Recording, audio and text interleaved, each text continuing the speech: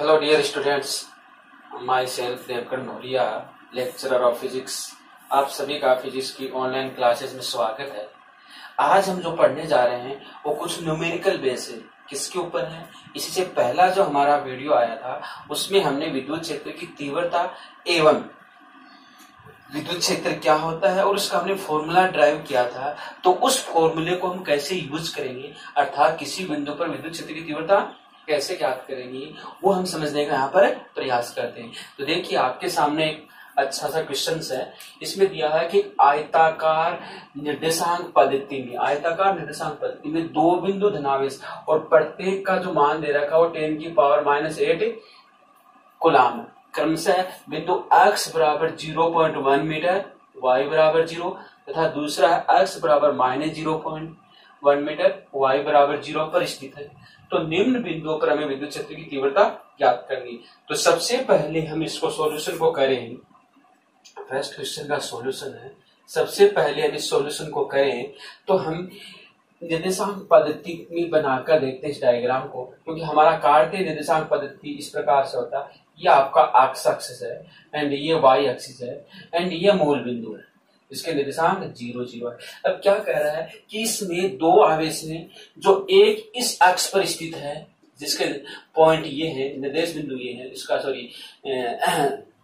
बिंदु ये है, दूसरा उसका पॉइंट ये दिया गया है। तो पहला x बराबर 0.1 यानी यहाँ पर एक पॉइंट ले लिया हमने, ए ले लिया, जिसके निर्देशांक है 0.1 मीटर एंड y बराबर 0 और इस पर आवेश हमने Q1 रख दिया। ओके, दूसरा इधर है क्योंकि माइनस x बराबर -0.1 है, तो दूसरा बी बिंदु है जिस पर जिसके निर्देशांक -0.1 मीटर एंड 0 है। यहाँ पर आवेश Q2 है एंड दोनों आवेश बराबर है, यानी Q1 बराबर Q2 बराबर Q इक्वल्स टू 10⁻⁸ कूलम आपको गिवन है। अब क्या कह रहा है कि इस बिंदु पर तीव्रता ज्ञात करनी है, मूल बिंदु। क्वेश्चन क्या कह रहा है कि मूल बिंदु पर तीव्रता निकालो, मूल बिंदु पर तीव्रता। तो मूल बिंदु ये हमारा है O है। इस बिंदु पर जो तीव्रता होगी वो इस आवेश के कारण से भी होगी और इस आवेश के कारण से भी होगी। क्यों? क्योंकि तीव्रता एक सदिश राशि है। तो किसी बिंदु पर जितने भी आवेश उन सभी आवेशों के कारण तीव्रता है वो उनका सदिश योग होती है, जो अध्यारोपण के सिद्धांत से हम ज्ञात करते हैं। तो सबसे पहले देखिए, आवेश Q1 के कारण बिंदु A पर जो तीव्रता होगी, क्योंकि बिंदु A इधर है, आवेश Q प्लस है, तो पॉजिटिव आवेश के कारण उस बिंदु से बाहर की तरफ होती है, तो तीव्रता की डायरेक्शन ये होगी, जिसको हम कहेंगे E1। ओके, इसके कारण से इस बिंदु पर तीव्रता होगी, उसकी डायरेक्शन ये होगी, जिसको हम कहेंगे E2। डायरेक्शन का हमें पता चल गया। अब इसका हम मैग्नीट्यूड देख लेते हैं, इसका परिमाण हम देखते हैं। तो देखिए, आवेश Q1 के कारण मूल बिंदु पर तीव्रता, आवेश Q1 के कारण मूल बिंदु पर तीव्रता क्या लिखेंगे? E1। और E1 बराबर तीव्रता क्या होता है, फॉर्मूला क्या होता है किसी बिंदु पर तीव्रता का? फॉर्मूला E बराबर क्या होता है? KQ/R²। ये वाला फॉर्मूला हम अप्लाई करेंगे। तो KQ1/R, R का मतलब OA, तो OA का स्क्वायर, डायरेक्शन किस तरफ है? इस तरफ, O की तरफ, मूल बिंदु की तरफ, यानी -I की तरफ है। ओके, ये इसको लिखा जा सकता है KQ1/OA। अब OA की वैल्यू निकालिए। OA डिस्टेंस यहां से यहां तक की है, OA डिस्टेंस यहां से यहां तक की है, इसका 0.1 मीटर दूरी पर है, तो ये हो जाएगा 0.1 मीटर। ओके, तो इसको लिख दीजिए 0.1 का whole square plus minus I की। This is the equation number 1। ये आ गया आवेश Q1 के कारण। ऐसे देखिए, आवेश Q2 के कारण मूल बिंदु पर तीव्रता, Q2 के कारण मूल बिंदु पर तीव्रता, इसकी वैल्यू क्या आएगी? E2। इसको क्या लिखेंगे? E2 dash, and E2 dash बराबर क्या आएगा? KQ2 डिस्टेंस, ये OB का स्क्वायर, क्या आएगा? OB का स्क्वायर। ओके, एंड डायरेक्शन किस तरफ है? मूल बिंदु की तरफ, यानी +I की तरफ है, +I की तरफ। ओके, तो KQ2/OB, OB डिस्टेंस यहां से यहां तक, ये डिस्टेंस है OB। Okay, and this distance equals to OB equals to यहां से यहां तक डिस्टेंस क्या पॉइंट है 0.1, तो इसका डिस्टेंस 0.1 मीटर है। ध्यान रखना माइनस नहीं लेना, माइनस क्या करता है उसकी पोजीशन को बता रहा है, डिस्टेंस यहां से यहां तक और डिस्टेंस कभी नेगेटिव नहीं होती, ये हमें ध्यान में रखना है। तो ये हो जाएगा 0.1 का square and here plus I, this is the equation number 2। परिणामी तीव्रता बिंदु ए पर, सॉरी मूल बिंदु पर परिणामी तीव्रता आता है, मूल बिंदु पर परिणामी तीव्रता, अतः मूल बिंदु पर परिणामी तीव्रता क्या होगा, इन दोनों तीव्रताओं का योग होगा। मूल बिंदु पर जो परिणामी तीव्रता आएगा वो दोनों तीव्रताओं का योग आएगा। अतः मूल बिंदु पर परिणामी तीव्रता इसको मैं लिख सकता हूं E0 लिखे तो E1 प्लस E2, ठीक है, वैल्यू पुट कर दीजिए तो हमारे पास आएगा, यहां लिख देता हूं E0 बराबर E1 है K Q1 अपॉन 0.1 का स्क्वायर माइनस आई के plus K Q2 upon 0.1 square और प्लस आई के, ठीक है। लेकिन Q1 Q2 आपस में बराबर है, दिया हुआ है Q1 Q2 आपस में बराबर है, तो यहां से मैं कॉमन निकालू E0, इस मैग्नीट्यूड निकाल लेते हैं एक बार, ठीक है। E0 का मैग्नीट्यूड यहाँ ठीक हो, इसको ऐसे लिख दो E0 equals to K Q1 upon Q1 को Q लिख देता हूँ 0.1 का स्क्वायर, क्योंकि दोनों आपस में बराबर है। तो यहाँ पर इधर I को बाहर निकाल लीजिए, I केप को, तो यहाँ पर -1 ये +1, क्या वैल्यू आ गई 0, यानी E0 की जो वैल्यू आ गई वो हमारे पास क्या आ रही है 0 आ रही है। कहने का मतलब हुआ कि इन दोनों आवेशों के कारण मूल बिंदु पर जो तीव्रता आ रही है वो 0 आ रही है। इसका अर्थ हुआ क्यों आ रही है, क्योंकि दोनों आवेश परिमाण में समान है, दोनों आवेश परिमाण में समान है और मूल बिंदु से समान दूरी पर और विपरीत दिशा में स्थित है, मूल बिंदु से समान दूरी पर और विपरीत दूरी पर स्थित है। इस कारण से यहाँ पर तीव्रता में क्या मिल रही है 0 मिल रही है, यानी इन दोनों आवेशों के कारण मूल बिंदु पर कोई तीव्रता प्राप्त नहीं हो रही है। हमें कहने का मतलब कोई तीव्रता प्राप्त नहीं हो रही, ओके। तो इसको आप नोट कीजिए अच्छे से, ताकि हमारा एक कॉन्सेप्ट तीव्रता का वो हमें समझ में आता है। इसके पश्चात हमारा जो दूसरा पॉइंट है, दूसरा जो इसमें क्वेश्चन है उसको हम सोल्व आउट करते हैं, ओके क्लियर। तो इसको हम रफ कर देते हैं, आपने नोट कर लिया होगा, इसको हम रफ कर देते हैं और फिर दूसरे क्वेश्चन पर चलते हैं। हमारा दूसरा क्वेश्चन क्या कहता है, उससे हमें क्या समझने को मिलेगा। तो यहां से आगे भी हमें ध्यान में रखना है कि अगर दो समान परिमाण के आवेश हैं और दोनों किसी बिंदु के दोनों ओर स्थित हैं, तो उसके कारण से मध्य बिंदु पर जो तीव्रता मिलेगी वो कितनी प्राप्त होगी 0 प्राप्त होगी। ये कॉन्सेप्ट हमारे समझ में आ जाना चाहिए। तो यहां से हमें ये कॉन्सेप्ट समझ में आ गया, ओके। दूसरा देखते हैं, दूसरे पर चलते हैं। दूसरा क्वेश्चन कहता है कि x बराबर 0.2 मीटर, अब x बराबर 0.2 मीटर, y बराबर क्या है 0, x बराबर 0.2 मीटर, यानी यहां वाला पॉइंट लेते हैं, एक पॉइंट C जिसके निर्देशांक है 0.2 मीटर एंड 0 और इसके निर्देशांक है 0.1 मीटर एंड 0। तो इसके कारण से इस बिंदु पर हमें तीव्रता ज्ञात करनी है, तो सेम ही है। इस बिंदु पर जो तीव्रता आएगी वो इस आवेश के कारण से भी होगी और इस आवेश के कारण से भी होगी, दोनों आवेश प्लस है तो तीव्रता उस बिंदु से बाहर की तरफ होगी। तो इस आवेश के कारण, आवेश Q1 के कारण तीव्रता इस तरफ होगी, जिसको मैं क्या लिखता हूं E1 डैश, क्या लिख देते हैं E1 डैश। इसके कारण जो तीव्रता होगी वो भी बाहर की तरफ होगी, जिसको हम क्या लिख देते हैं E2 डैश, E2 डैश। अब इनका परिमाण याद कर लेते हैं, तो देखिए क्या आएगा, आवेश Q1 के कारण, आवेश Q1 के कारण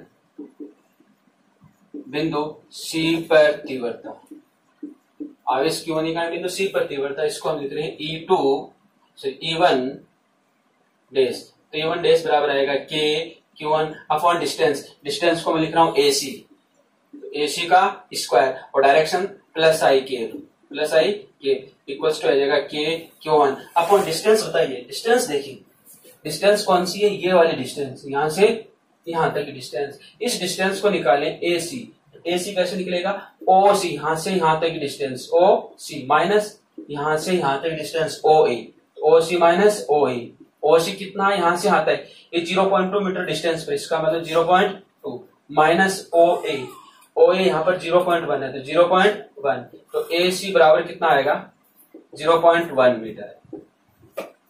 ए सी कितना आ गया हमारे पास 0.1 मीटर आ गया। ओके, इसको लिख देते हैं 0.1 का whole square and plus I cube.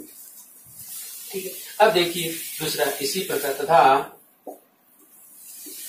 आवेश Q2 के कारण, आवेश Q2 के कारण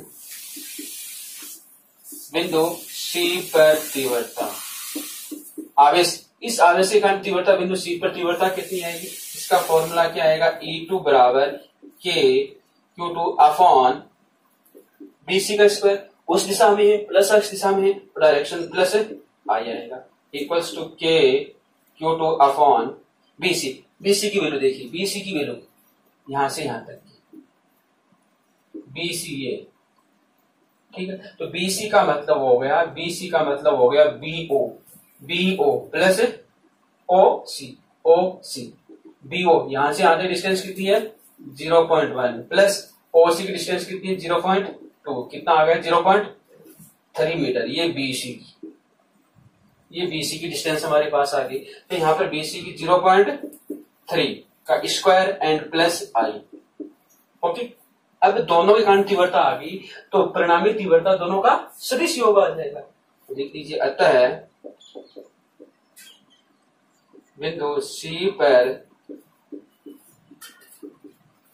परिणामी तीव्रता, अतः बिंदु C पर परिणामी तीव्रता, और बिंदु C पर परिणामी तीव्रता कितनी आ गई EC हम लिखें तो EC बराबर क्या आ जाएगा E1 dash plus E2 dash का योग। तो निकाल लीजिए E1 डैश और E2 डैश कितना आ रहा है, तो यहां से हम लिखें EC बराबर E1 डैश की वैल्यू यहां से पुट कीजिए तो कितना आ रहा है K Q1 अपॉन 0.1 का स्क्वायर प्लस आई के प्लस K Q2 अपॉन इसका आएगा 0.3 का स्क्वायर एंड प्लस आई के। ठीक है, कॉमन निकाल लीजिए क्योंकि K Q कॉमन आएगा, Q1 Q2 आपस में बराबर है तो ये कॉमन आ जाएगा, तो K Q कॉमन निकाल लेता हूं और अंदर आ जाएगा 1 अपॉन 0.1 का स्क्वायर कितना आ जाएगा 0.01 प्लस 1 अपॉन 0.3 का स्क्वायर 0.09 और आई केप को बाहर निकालिए, वैल्यू पुट कर दीजिए। EC की वैल्यू कितनी आएगी, K की वैल्यू 9 इंटू 10 की पावर 9 इंटू Q की वैल्यू 10 की पावर -8, ये कितना हो गया, इसको लिख देते 100 प्लस इसको ऊपर ले जाएंगे तो 100 अपॉन 9। ठीक है, क्योंकि पॉइंट हटा दिया 100 आ जाएगा। इसको आप सोल्व कर सकते हैं, इजी है, कोई हार्ड नहीं है।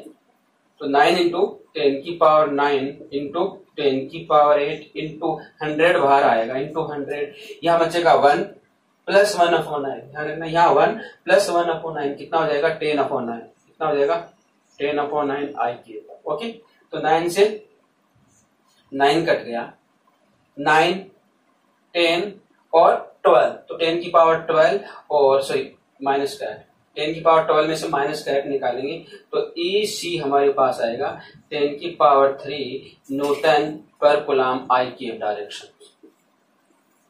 तो ये परिणामी तीव्रता आएगी, यानी परिणामी तीव्रता हमें किधर मिलेगी, इसी दिशा में मिलेगी, कारण दोनों सेम डायरेक्शन में EC पर परिणामी तीव्रता दोनों आवेशों के कारण समान दिशा में है, इस कारण इस बिंदु पर तीव्रता दोनों का योग हो गया और योग होने के पश्चात हमारे पास ये रिजल्ट हमें मिल रहा है, यानी यहाँ पर हमें परिणामी तीव्रता प्राप्त हो रही है। ओके, तो इसको आप नोट कीजिए, अच्छे से नोट कर लीजिए ताकि आपके 2 पॉइंट क्लियर होते हैं। फिर इसका तीसरा पॉइंट है वो हम क्लियर करते हैं कि इसका तीसरा पॉइंट क्या होगा, जो हमें एक नए कॉन्सेप्ट के बारे में बताएगा।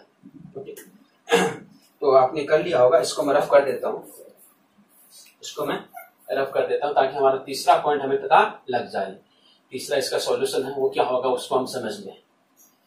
बड़े इजी है और बड़े आसान है, बस थोड़ा सा समझने की आवश्यकता है और दूसरा प्रैक्टिस की आवश्यकता है, क्योंकि फिजिक्स प्रैक्टिस मांगती है। तो आप फिजिक्स को जितना अच्छे से प्रैक्टिस करेंगे उतनी अच्छी से आपकी समझ में आएगी। इस चीज को माइंड में आप अच्छे से बैठा लीजिए।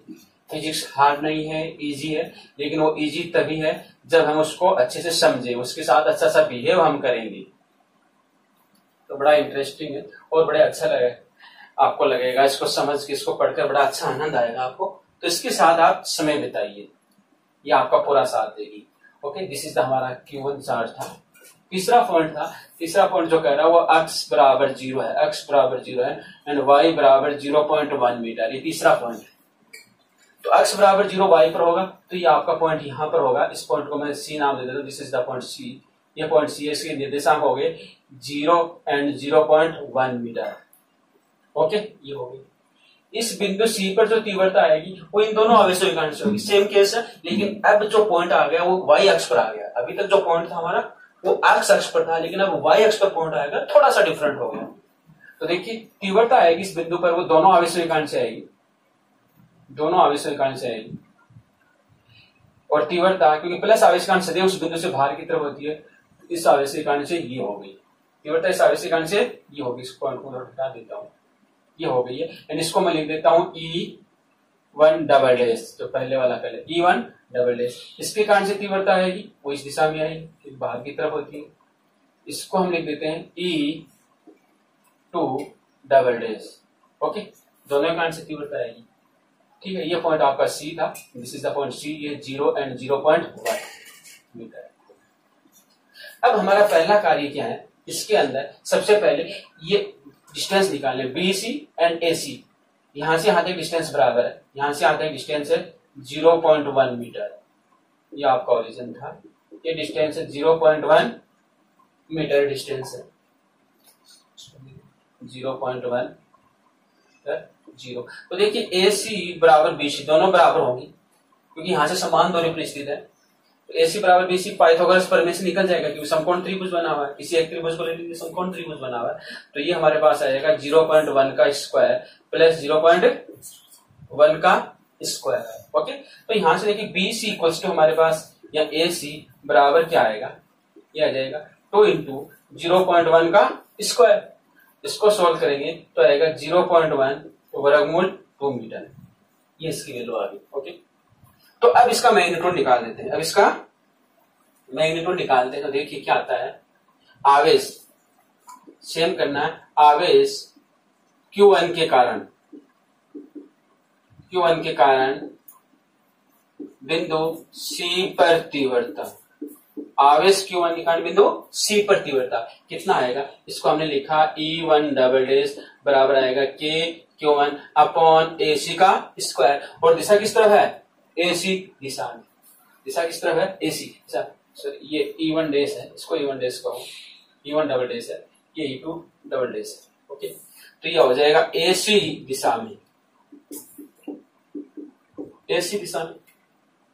तथा दूसरा देखिए आवेश Q2 के कारण, एक बार आवेश Q2 के कारण, आवेश Q2 के कारण तीव्रता, आवेश Q2 के कारण तीव्रता देखिए E2, Q2 के कारण तीव्रता देखिए E2 double dash, E2 double dash. और E2 डबल डैश बराबर आएगा K Q2 अपॉन BC का स्क्वायर, BC का, और डायरेक्शन किस तरफ है, BC दिशा में, BC दिशा में, BC दिशा में। अब देखिए इसको इक्वेशन 4 कह दीजिए, इसको इक्वेशन 5 कह दीजिए, दोनों की तुलना करें। देखिए परंतु आवेश हमारे पास बराबर है, Q1 बराबर Q2 है एंड दिशा भी बराबर है, AC बराबर BC है, जो हमने फाइंड आउट की है। तो हमारे पास क्या आएगा, समीकरण 4 व 5 से, समीकरण 4 और 5 से क्या कह रहा है कि E1 डबल डैश का मैग्नीट्यूड होगा वो किसके बराबर हो रहा है, E2 डबल डैश के मैग्नीट्यूड के बराबर है। This is the equation. हमारे पास क्या है, ध्यान रखना, आगे काम में आने वाली चीज है कि जब इस बिंदु पर हमें तीव्रता ज्ञात करनी है तो इन दोनों हमेशा कारण तीव्रता का मैग्नीट्यूड इक्वल आ रहा है, तीव्रता का परिमाण बराबर आ रहा है, लेकिन दिशा दोनों के कारण से अलग अलग है, दिशा दोनों के कारण से अलग अलग है। तो अब हम क्या करेंगे, इसको घटकों में विभाजित करेंगे। इसको हमें क्या करना है, घटकों में विभाजित करना है। तो देखिए थोड़ा सा इसको मैं हटा देता हूं ताकि हमें और अच्छे से समझ में आ जाए। इस डायग्राम को घटकों में विभाजित करना है,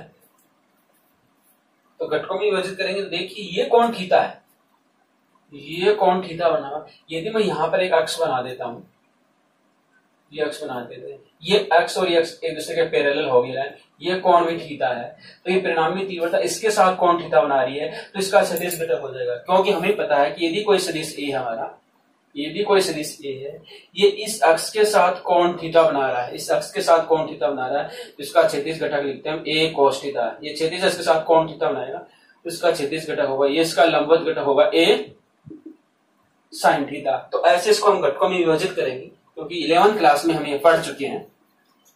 तो अब देखिए ये कौन थीटा है, तो ये परिणामी तीव्रता इसके साथ कौन थीटा बना रही है, तो इसका क्षैतिज घटक होगा, इसको हम लिखेंगे E two double dash cos theta, और इसका लंबवत घटक ऊपर की तरफ जाएगा, इसका लंबवत घटक ये हो जाएगा, तो E two double dash sine theta. ठीक है, सेम ऐसे इधर करेंगे, यहां पर एंगल थीटा बनेगा, इसको इधर करेंगे तो ये इसके साथ एंगल थीटा बना दिया, तो ये आपका था E1 डबल डैश था, E1 डबल डैश था। इसको घटकों में विभाजित करेंगे तो इसका क्षैतिज घटक होगा E1 double dash cos theta, और लंबवत घटक ऊपर की तरफ जाएगा E1 double dash sine theta. ये इंपॉर्टेंट। अब ध्यान दीजिए कि इन दोनों के क्षैतिज घटक एक दूसरे के विपरीत है, क्षैतिज घटक एक दूसरे के विपरीत हैं एंड परिमाण में समान है। विपरीत एवं परिमाण में समान हो गए तो ये दोनों एक दूसरे के प्रभाव को कैंसिल कर देंगे, ये दोनों एक दूसरे के प्रभाव को कैंसिल कर देंगे एंड जो लंबवत घटक है वो एक ही दिशा में, दोनों एक ही दिशा में होने के कारण आपस में जुड़ जाएंगे, दोनों जुड़ जाएंगे। अतः परिणामी तीव्रता हमें किसके कारण से मिलेगी, लंबवत घटक के कारण से। तो यहां से पर हम लिख लेते हैं, क्या लिखते हैं, तीव्रताओं को घटकों में वियोजित करने पर, तीव्रताओं को घटकों में वियोजित करने पर क्षैतिज घटक विपरीत होने के कारण निरस्त हो जाते हैं, निरस्त हो जाते हैं, जबकि लंबवत घटक एक ही दिशा में होने के कारण, एक ही दिशा में होने के कारण जुड़ जाएंगे, एक ही दिशा में होने के कारण जुड़ जाएंगे। अतः परिणामी तीव्रता, तो परिणामी तीव्रता कितनी आएगी बिंदु सी पर, ई सी बराबर लिखेंगे E1 double dash sine theta, ऊपर की तरफ देखिए दोनों घटक सेम दिशा में, E2 double dash sine theta. ठीक है, या EC बराबर लिखूंगा 2 E1 double dash sine theta, क्योंकि E1 E2 बराबर है, E1 dash double dash and E2 double dash आपस में बराबर है, जो हमारा समीकरण कहता है, मैग्नीट्यूड कह रहा है, दोनों आपस में बराबर है। ओके, तो इसको देखिए ध्यान में रखिए क्योंकि हमें काम में लेना है। इसको सोल्व आउट करते हैं आगे थोड़ा सा, क्या बनता है ध्यान दीजिए। EC इक्वल्स टू 2, मान रख दीजिए E1 का मान है Q1 अपॉन AC का square into sine theta. Sine theta की वैल्यू कितनी है, ध्यान दीजिए थीटा की वैल्यू कितनी है, ध्यान दीजिए ये वाला डिस्टेंस आपस में बराबर है, क्योंकि ये भी 0.1 और ये भी 0.1 है, दोनों ही आपस में बराबर हो गई, ये एंगल 90 डिग्री हो गया। तो हम जानते हैं कि अगर त्रिभुज में दो एंगल बराबर, दो आमने सामने की भुजा है तो आमने सामने का एंगल भी बराबर होगा, यानी ये एंगल और ये एंगल आपस में बराबर होगा। अगर ये एंगल बराबर हो गए तो जो टोटल 180 होगा तो हमारे पास क्या आएगा, थीटा प्लस 90 इक्वल्स टू कितना आ जाएगा 180, कितना आ जाएगा 180। तो यहां से हमारे पास क्या आएगा 2 theta equals to 180 and theta equals to कितना आ जाएगा, 90, यहाँ 90 आएगा 90 डिग्री, तो थीटा इक्वल्स टू कितना आएगा 45, थीटा इक्वल्स टू 45। तो ये हमें ध्यान में रखना है, यहाँ पर थीटा की वैल्यू कितनी होगी 45, तो साइन 45 वैल्यू पुट करो, 2 इंटू के की वैल्यू 9 इंटू 10 की पावर 9 इंटू Q1 की वैल्यू 10 की पावर -8 इंटू साइन 45 1 अपॉन वर्गमूल 2। AC की वैल्यू हमारे पास आई थी 0.1 इंटू वर्गमूल 2 का होल स्क्वायर, तो ये बन जाएगा 2 इंटू 9 इंटू 10⁻⁹ इंटू 1/√2, ये बनेगा 0.1 इंटू 0.1 इंटू 2, 2 से 2 कैंसिल आउट हो जाएगा। तो देखिए ई सी की वैल्यू 9/2, 10⁻9 और 2 ऊपर जाएगा तो 10⁻11 यानी 10⁻3, क्योंकि 9 यहाँ पर आ गया, 2 ऊपर जाएगा, 10⁻-2 ऊपर +2 होगा तो 11 आ गया, तो 10⁻11 माइनस है 10⁻3 और ये न्यूटन पर कूलम। तो दिस इज द आंसर। तो ये इसका आंसर होगा। और परिणामी तीव्रता किधर मिलेगी आपको? ये बिंदु सी पर जो परिणामी तीव्रता आ रही है वो आपकी ये आ रही है। ओके, तो इस प्रकार से हमने यहाँ पर देखा वर्टिकल पर तीव्रता को हमें घटकों में विभाजित करना पड़ेगा। अगला हमारा दूसरा क्वेश्चन देखिए। दूसरा बहुत ही अच्छा क्वेश्चन दिया हुआ है कि कोई electron 2.0 into 10⁴ newton per coulomb के एक समान विद्युत क्षेत्र में 1.5 सेंटीमीटर दूरी तक गिरता है, 1.5 सेंटीमीटर दूरी तक गिर रहा है। क्षेत्र का परिमाण समान रखते हुए, क्षेत्र का परिमाण नहीं चेंज करें, इलेक्ट्रिक फील्ड को चेंज नहीं करते हुए उसकी दिशा को उल्टा कर दिया जाए, तथा अब कोई प्रोटॉन गिरे, उतनी दूरी से कोई प्रोटॉन गिरे, तो इस प्रोसेस में दोनों जो गिर रहे हैं उनमें समय क्या लगेगा उसको हम कैलकुलेट करना है। तो देखिए हमें क्या दिया हुआ है। एक तो दिया हुआ है ई की वैल्यू दी हुई है 2.0 into 10⁴ newton per coulomb, and दूसरा हाइट दिया हुआ 1.5 centimetre equals to 1.5 into 10⁻⁻2 metre. ठीक है, इसका डायग्राम बना लेते हैं। हम क्या करते हैं ताकि हमें ये कॉन्सेप्ट समझ में आ जाए। इलेक्ट्रॉन गिर रहा है और हमने पहले आपको दिया था कि एक समान विद्युत क्षेत्र में नेगेटिव आवेश पर जो बल लगेगा वो इलेक्ट्रिक फील्ड के अगेंस्ट लगेगा। नीचे गिर रहा है, इसका मतलब इलेक्ट्रिक फील्ड ऊपर की तरफ होगी। तो यहाँ पर पॉजिटिव चार्ज होगा, यहाँ पर नेगेटिव होगा। तो this is the direction of electric field, एक समान electric field, this is the direction of E. अब इसके अंदर कोई इलेक्ट्रॉन गिरा, तो इस इलेक्ट्रॉन्स पर जो बल लगेगा वो इलेक्ट्रिक फील्ड के अगेंस्ट लगेगा, इलेक्ट्रिक फील्ड के विपरीत दिशा में। किस तरफ लग रहा है? इस तरफ लग रहा है। इलेक्ट्रॉन पर जो बल लग रहा है एफ ई, जिसको मैं कहेंगे एफ ई, वो नीचे की तरफ लग रहा है, जिसके कारण से नीचे गिर रहा है। और यहां से यहां तक की जो डिस्टेंस है वो दी हुई एस इक्वल्स टू 0.1.5 सेंटीमीटर। तो इलेक्ट्रॉन्स पर लगने वाला बल देखिए, इलेक्ट्रॉन्स पर लगने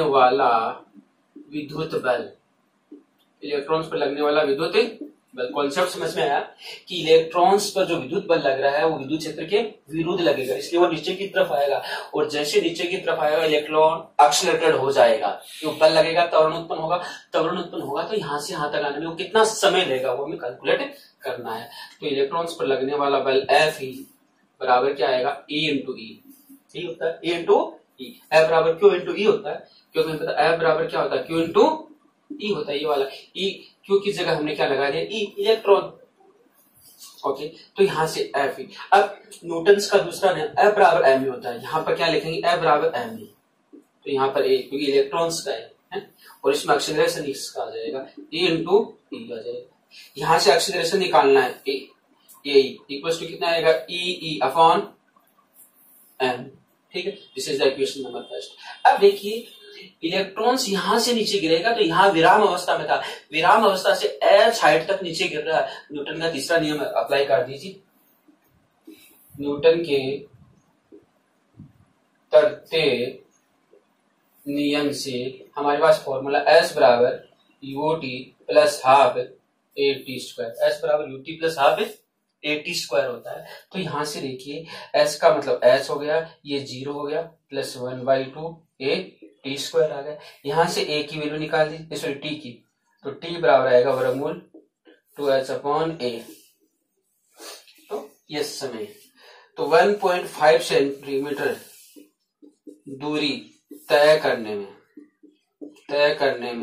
लगा समय, तो समय कितना आएगा? इसको लिख दीजिए टी। इलेक्ट्रॉन्स को जो समय लग रहा है वो कितना लग रहा है? 2h अपॉन ए ई। वैल्यू पुट करो, टी इक्वल्स टू बराबर 2h अपॉन ए की वैल्यू हमारे पास यहां से इसकी वैल्यू पुट करें तो आएगा ई इंटू एम ई। तो इनकी वैल्यू पुट कर दो, टी इक्वल्स टू आएगा स्क्वायर रूट 2, हाइट की वैल्यू है 1.5 इंटू 10 की power minus 2 into m e, electrons का द्रव्यमान होता है 9.1 इंटू 10 की power minus 31 upon e, electron पर आवेश 1.6 इंटू 10 की पावर माइनस 19 इंटू ई की वैल्यू दे रखी है 2 इंटू 10 की पावर माइनस 4। तो इसको आप सोल्व कीजिए, इस पूरे को सोल्व करेंगे तो लगभग इसकी वैल्यू आएगी 2 पॉइंट समथिंग इंटू 10 की पावर माइनस 9 सेकेंड। इसको सोल्व करने से आपको पता लग जाएगा लगभग एक्यूरेट जो इसकी वैल्यू आ रही है मैं आपको बता रहा हूँ, एक 2.92 ये वैल्यू आ रही है। कितना सेकेंड इसको लगेगा कि इलेक्ट्रॉन्स जब यहां से गिरेगा 1.5 सेंटीमीटर दूरी तक गिरेगा तो उसको कितना समय लगेगा 2.92 इंटू 10 की पावर माइनस 9 सेकेंड लगेगा। ये फर्स्ट केस है, ये आपका कौन सा है, फर्स्ट केस है, प्रथम स्थिति। ये आपकी प्रथम स्थिति ऐसी है, ठीक है, इसको नोट कर लीजिए। प्रथम स्थिति आपकी ऐसी है, इसको आप नोट कर लीजिए।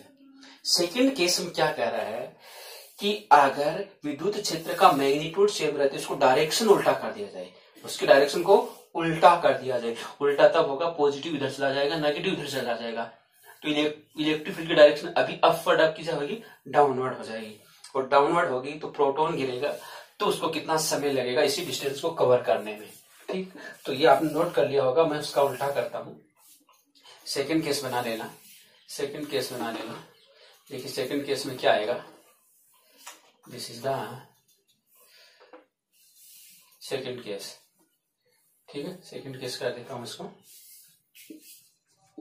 केस सेकेंड केस में क्या हो रहा है, दिस इज द पॉजिटिव, इधर पॉजिटिव आ जाएगा, इधर पॉजिटिव, इधर नेगेटिव, इलेक्ट्रिक फील्ड की डायरेक्शन अब ये हो जाएगी, this is the direction of electric field, this is the direction of E. अभी क्या होगा, कोई प्रोटॉन है, प्रोटॉन पॉजिटिव चार्ज है, प्रोटॉन है, तो प्रोटॉन पर जो बल लगेगा, पॉजिटिव चार्ज पर जो बल लगेगा वो इलेक्ट्रिक फील्ड की डायरेक्शन में लगता है, इसलिए इस पर जो फोर्स लगेगा वो इस दिशा में लगेगा, इस पर जो फोर्स लगेगा वो इस दिशा में लगेगा, एफ ई, प्रोटॉन पर जो फोर्स लगेगा, ठीक है। प्रोटॉन पर फोर्स, विद्युत फोर्स लगेगा, इलेक्ट्रिक फील्ड लगेगा, तो सेम आएगा यहाँ पे लगेगा प्रोटॉन पर लगने वाला विद्युत बल, प्रोटॉन पर लगने वाला विद्युत बल केस सेकेंड केस में आप करेंगे, प्रोटॉन पर लगने वाला विद्युत बल एफ पी हो जाएगा, क्योंकि मैग्नीट्यूड, आवेश का मैग्नीट्यूड सेम है, यहाँ पर कोई दिक्कत नहीं, इसलिए इसको ये लिखा है।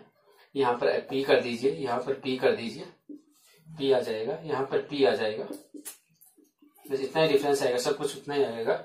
दूरी तय करने में लगा समय, यहाँ पर पी आ जाएगा, यहाँ पर पी आ गया, बस एम पी। प्रोटॉन का द्रव्यमान अलग है, प्रोटॉन का द्रव्यमान चेंज कितना होगा, प्रोटॉन का द्रव्यमान, और प्रोटॉन का द्रव्यमान कितना होता है, 1.67 इंटू 10 की पावर माइनस 27 इंटू 27 होगा, ठीक है। ये देखो नीचे में लिख इसको टी इक्वल्स लिख रहा 2.92 इंटू 10 की पावर माइनस 9 सेकेंड। ये तो इलेक्ट्रॉन्स को लग रहा है, इतना टाइम तो इलेक्ट्रॉन्स को लग रहा है। प्रोटॉन को देखिए कितना लगेगा, प्रोटॉन, इसको आप सोल्व करेंगे, इसको सोल्व करना तो आएगा टी, प्रोटॉन पर लगा समय ये, तो टी पी इक्वल्स टू आएगा 1.2 समथिंग इंटू 10 की पावर माइनस 7 सेकेंड। इसको सोल्व करेंगे तो ये आएगा। अब ध्यान दीजिए, प्रोटॉन को इतना समय लग रहा है, इलेक्ट्रॉन को समय, ये जो वैल्यू है 1.25 इंटू 10 की पावर माइनस 7 सेकेंड। अब आप देख सकते हैं कि दोनों को सेम हाइट से गिराया जा रहा है, सेम इलेक्ट्रिक फील्ड है, लेकिन उस पॉइंट तक पहुंचने में, इतनी हाइट तक डिस्टेंस को कवर करने में दोनों के द्वारा जो समय लिया जा रहा है वो अलग अलग समय लिया जा रहा है। प्रोटॉन है वो 10 की पावर माइनस 7 सेकेंड ले रहा है, और इलेक्ट्रॉन्स है वो 10 की पावर माइनस 8 सेकेंड ले रहा है। इसका मतलब कम समय कौन ले रहा है, इलेक्ट्रॉन्स, क्योंकि 10 की पावर माइनस 9 सेकेंड इससे का भी छोटा है, तो इलेक्ट्रॉन्स कम समय ले रहा है। इसका मतलब इलेक्ट्रॉन फास्टली नीचे आ रहा है, इलेक्ट्रॉन से फास्टली नीचे आ रहा है। क्यों, इसका रीजन क्या है, इससे पहले अगर हम गुरुत्वीय क्षेत्र की बात करें तो गुरुत्वीय क्षेत्र में यदि कोई वस्तु समतलता पूर्वक गिरती है, तो सभी वस्तुएं एक समान समय में पृथ्वी तल पर पहुंचती है। वो उसके द्रव्यमान पर डिपेंड नहीं करता है, उसका टाइम पीरियड द्रव्यमान पर डिपेंड नहीं करता है। लेकिन यहाँ पर इलेक्ट्रिक फील्ड लग रहा है, तो हम यहाँ पर देख रहे हैं कि समय अलग अलग आ रहा है। इसका मतलब द्रव्यमान पर डिपेंड कर रहा है, और हमारा द्रव्यमान का फैक्टर ये आ रहा है, द्रव्यमान पर डिपेंड कर रहा है। द्रव्यमान का यानी जिसका द्रव्यमान ज्यादा होगा वो ज्यादा समय लेगा, यानी वो कम समय ज्यादा समय लगेगा, और जिसका द्रव्यमान कम होगा वो कम समय लगेगा। ओके, तो आज का हमने ये दो महत्वपूर्ण कॉन्सेप्ट को हमने समझने का प्रयास किया है अच्छे से। इसको अच्छे से नोट डाउन कर लीजिए और इसको दोबारा करने का प्रयास कीजिए। बहुत अच्छा क्वेश्चन है, एग्जाम के हिसाब से काफी इंपॉर्टेंट है। ओके, करिए। एक क्वेश्चन मैं आपको देता हूँ, इसको अच्छी तरह से नोट कर लीजिए। एक क्वेश्चन मैं आपको देता हूँ, और क्वेश्चन है, देखिए क्वेश्चन है आपका,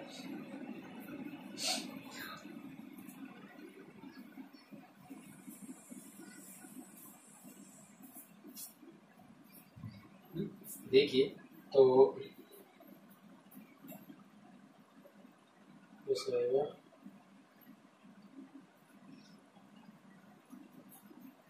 मिटा दो। एंड एक क्वेश्चन आपके लिए मैं छोड़ता हूं, आप लोग करना उस क्वेश्चन को। जैसे सिंपल से कि एक वर्ग के, एक क्वेश्चन से नोट कर लीजिए, ए भुजा वाले वर्ग के चारों कोनों पर समान परिमाण के चार आवेश स्थित हैं, तो समान आवेश स्थित है, तो ए भुजा वाले वर्ग के चारों कोनों पर समान परिमाण के चार आवेश स्थित हैं, तो वर्ग के केंद्र पर विद्युत क्षेत्र की तीव्रता ज्ञात करो। वर्ग के केंद्र पर विद्युत क्षेत्र की तीव्रता ज्ञात करो। एक क्वेश्चन तो आपका ये है, और दूसरा क्वेश्चन ये है कि एक त्रिभुज आपको दिया, दूसरा क्वेश्चन ये है, एक त्रिभुज दिया हुआ है, यहाँ पर प्लस क्यू चार्ज है, यहाँ पर प्लस क्यू चार्ज है, एंड यहाँ पर माइनस क्यू चार्ज है। ठीक है, ये पॉइंट ए है, ये बी है, और ये सी है। ये ए है, और ये ए है, और ये ए है। ठीक है, क्वेश्चंस क्या करना आपको, क्वेश्चंस आपका है कि एक संभावित त्रिभुज है, और संभावित त्रिभुज के तीनों कोनों पर समान परिमाण के आवेश है, नेचर इसका अलग है। तो बिंदु ए पर या कोने ए पर विद्युत क्षेत्र की तीव्रता ज्ञात करो। कोने ए पर स्थित आवेश पर, कोने ए पर, सॉरी ये गलत हो गया, क्योंकि ये गलत हो गया, कोने ए पर न करके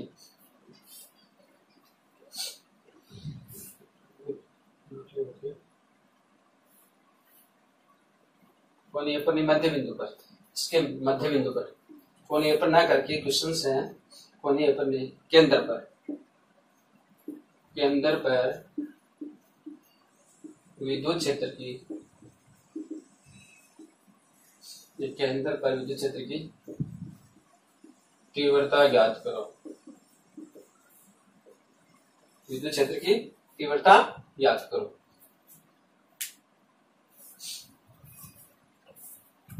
ओके, तो ये कर लेना, ये आपका होमवर्क है। आज के लिए इतना ही, फिर नेक्स्ट वीडियो में हम फिर आएंगे। तब तक के लिए आप शुक्रिया, धन्यवाद। ओके।